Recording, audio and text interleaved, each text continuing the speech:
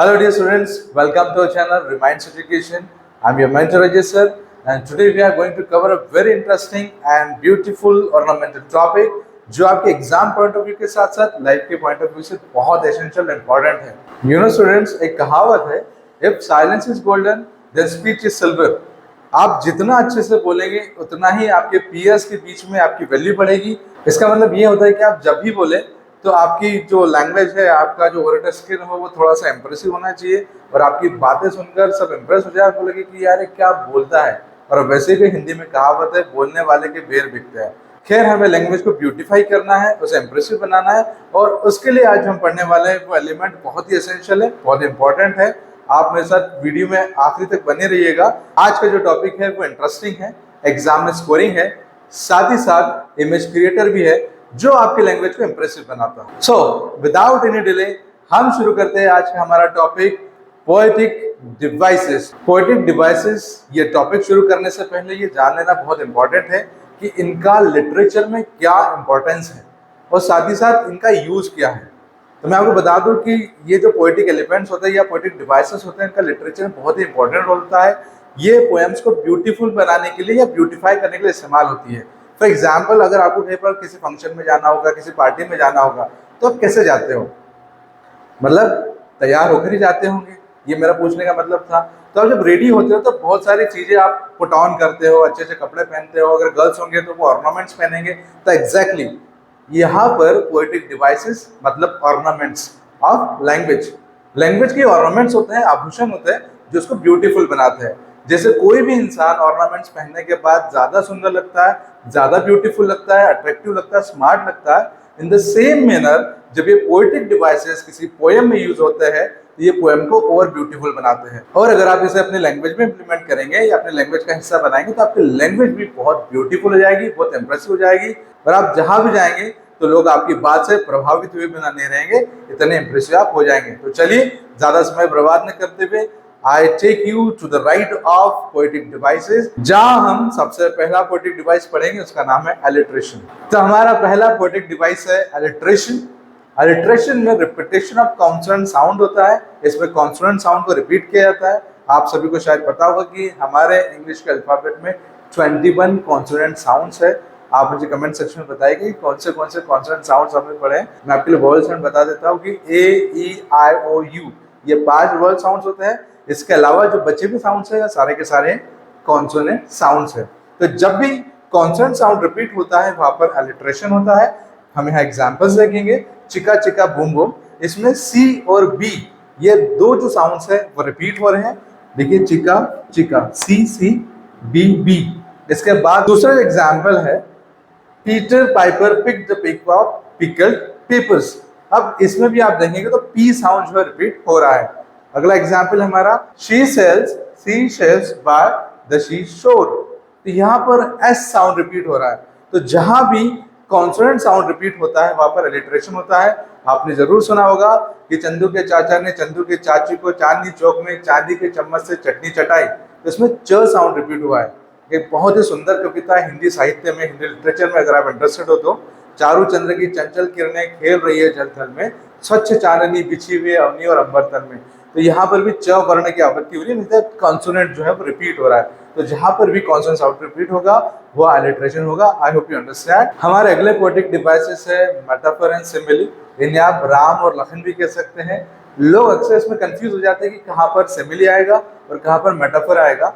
इस वीडियो को देखने के बाद आई एम डैम श्योर कि आपकी प्रॉब्लम आज सॉर्ट आउट हो जाएगी। आपको सिमिली और मेटाफर में कोई भी प्रॉब्लम नहीं आने वाली है। तो चलिए हम सबसे पहले सिमिली से स्टार्ट करते हैं। उसके डेफिनेशन में आप देख सकते हैं comparison of two things using the words like और एज। ये बहुत इंपॉर्टेंट है कि इसमें जो वर्ड्स यूज हुए लाइक और एज, तो जहां भी लाइक और एज होगा इससे कंपैरिजन होगा तो वहां पर सिमिली होगा। दे fight like cats and dogs, मतलब वो जो है कैट्स एंड डॉग्स की तरह फाइट करते हैं। अगर यहाँ होता है कि they are cats and dogs तो वो मेटाफोर हो जाता है, लेकिन यहाँ हमने यूज किया they fight like cats and dog. Fit as a fiddle, मैं जब भी स्पोकन इंग्लिश क्लास पढ़ाता हूँ तो बच्चों को एग्जांपल जरूर देता हूँ कि फिट एज अ फिडल मतलब जो फिडल का जो तार होता है उसकी तरह मजबूत। जब बहुत अच्छे तरह से आप स्ट्रांग हो तो आप कहेंगे फिट एज अ फिडल। उसके बाद अगला एग्जाम्पल है एज बिजी एज बी।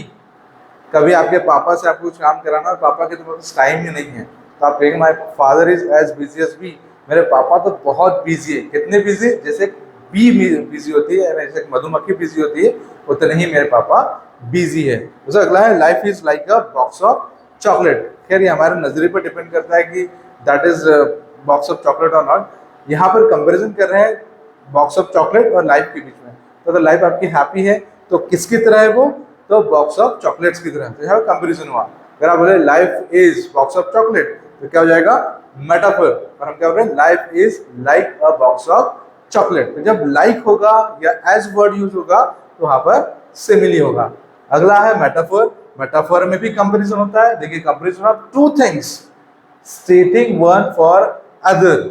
मतलब इसमें हम बताएंगे कि जो दूसरी जो चीज है वो वही है, उसमें कंपैरिजन नहीं है। Both the things are same. Are you getting or not? कि दूसरी जो चीज है वो वही की वही है। So example, you are my shining star. तुम तो मेरे चांद सितारे हो, चमकते सितारे हो। अगर यहाँ होता like, you are like my shining star, तो क्या होता? सिमिली होता। पर यहाँ क्या? You are my shining star, आप मेरे चमकते सितारे हो। यहाँ पर क्या है? मेटाफोर है। अगला है Virat Kohli is a run machine. Virat Kohli है वो रन बनाने की मशीन है।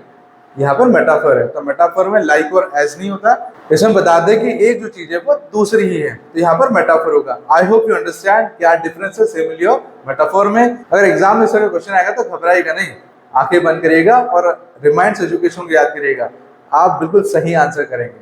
चलिए अब अगले पोएटिक डिवाइस को पढ़ते हैं। पर्सनिफिकेशन, पर्सन प्लस फिकेशन, ये दो वर्ड से मिलकर बना है।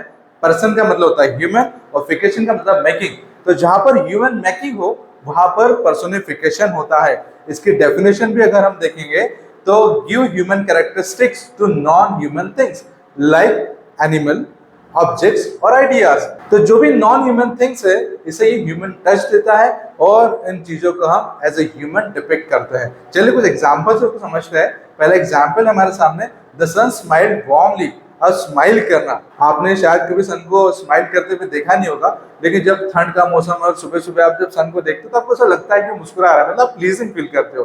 तो आपने क्या डिपिक्ट कर लिया कि सन स्माइल्ड वार्मली। तो जो ह्यूमन जो नेचर है, ह्यूमन जो इंस्टिंक्ट है स्माइल करना, यहाँ पर आप सन से स्माइल करवा रहे हो, तो यहाँ पर पर्सनिफिकेशन हो गया है।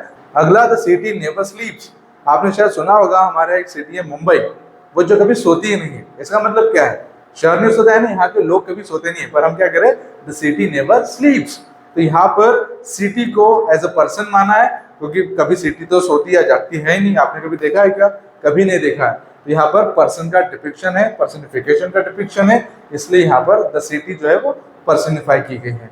अगला, the stars dance in the midnight sky. जो स्टार्स हैं वो ट्विंकलिंग करते हैं, तो मुझे ऐसा लगता है कि वो डांस कर रहे, वो नाच रहे हैं। या कभी कभी आप देखते होंगे बहुत तेज की हवा चलती है और ट्रीज जो है हमको झूमते हुए नाचते दिखते, तो आप देखिए ट्रीज आर डांसिंग और they are having hands at me. तो यहाँ पर भी हमने क्या किया? उसको पर्सनिफाई किया है। तो जब नॉन ह्यूमन थिंग्स को हम एज ए ह्यूमन डिपिक्ट करते हैं वहां पर पर्सनिफिकेशन होता है।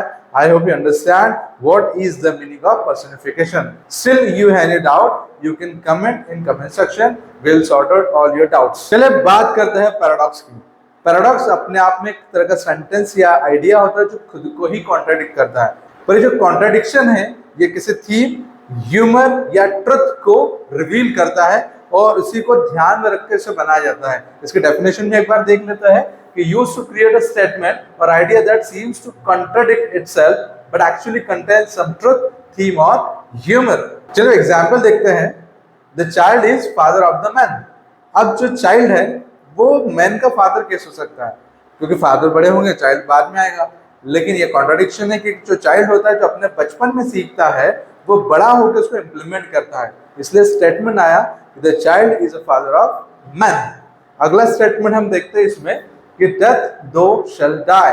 डेथ की भी डेथ हो सकती है, मतलब डेथ शैल डाई कि मौत की भी मौत, ये पॉसिबल नहीं है। पर यहाँ पर डिपिक्शन किया गया है, वो ट्रुथ रिवील किया गया है कि मौत के बाद जीवन, लाइफ आफ्टर डेथ को यहाँ पर डिपिक्ट किया गया है। जैसे हमने भगवत गीता में भी कहा देखा होगा कि नैनम छिन्दन्ति शस्त्राणि नैनम दहति पावक, यानी कि मृत्यु के बाद व्यक्ति पुनर्जन्म लेता है। तो उस पुनर्जन्म की जो थ्योरी है ये जॉन डन की फेमस पोएम है, इसके अंदर डिपिक्ट किया गया है। अगला स्टेटमेंट हम देखते हैं, it was the beginning of the end, अंत की शुरुआत। आपने बहुत बार सुना होगा कि तूफान के आने से पहले का सन्नाटा, यानी आपको आहट हो जाती है कि अब यहाँ से कुछ बुरा होने वाला है, यहाँ से कुछ गड़बड़ होने वाला है, तो हम कह सकते हैं कि अंत की शुरुआत। अब अंत की शुरुआत अपने आप में पैराडॉक्स है, ये सेंटेंस ही एक पैराडॉक्सिकल सेंटेंस है, पर यहाँ पर पैराडॉक्स यूज हुआ है। अगला स्टेटमेंट देखें, you have to spend money to make money, that is universal truth, कि आप जितना पैसा खर्च करेंगे उतना आप कमा पाएंगे, अगर आप इन्वेस्ट नहीं करेंगे तो अर्निंग कहां से करेंगे। तो इट्स अ पैराडॉक्सिकल सेंटेंस, इसमें भी पैराडॉक्स है कि आप जितना पैसा खर्चा करेंगे उतना पैसा आपको मिलेगा। आई होप अब आप समझ चुके होंगे कि पैराडॉक्स क्या होता है। अब हम चलते हैं हमारे अगले poetic device. Now let's talk about the next poetic device, oxymoron. Oxymoron में दो अपोजिट वर्ड्स और फ्रेजेस होती है जिनको साथ में रखकर नया मीनिंग प्रोड्यूस किया जाता है। इसकी हम डेफिनेशन देख लेते हैं कि oxymoron combines two words or phrases of opposite meanings, या अपोजिट मीनिंग्स को कंबाइन करके बनाया जाता है।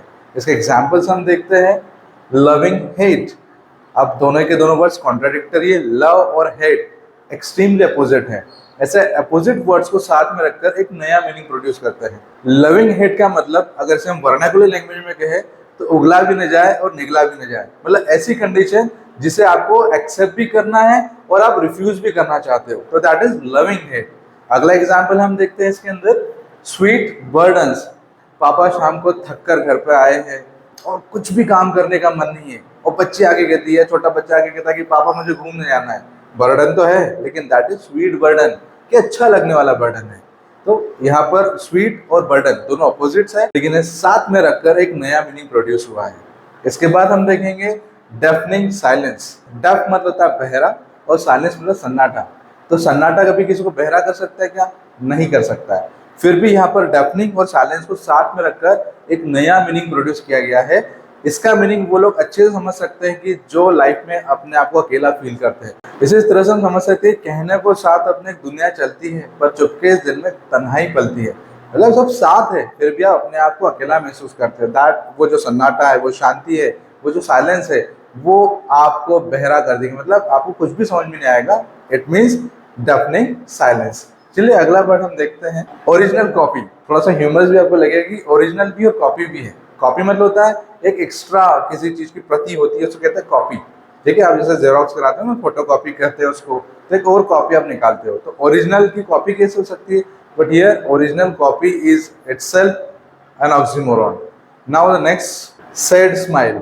बहुत बार मुस्कुराना पड़ता है हमको, बहुत सारी तकलीफें होती है पर हम मुस्कुराते हैं। कभी कभी ऐसा होता है कुछ बच्चों के साथ कि रिजल्ट खराब आ जाता है पर चेहरे पर स्माइल रखनी पड़ती है, रिजल्ट तो खराब आ गया, अब क्या कर सकते हैं। तो that is sad smile. So all this meanings of oxymoron. और आपने इसमें देखा होगा कि सारे के सारे वर्ड अपोजिट है, एक दूसरे के कॉन्ट्राडिक्टरी है, एक दूसरे के विरुद्ध हैं, पर दोनों को साथ में रखकर एक नया मीनिंग प्रोड्यूस होता है जो आपकी लैंग्वेज को ब्यूटीफुल बनाएगा। अब हम चलते हैं हमारे next poetic device. Now we talk about irony.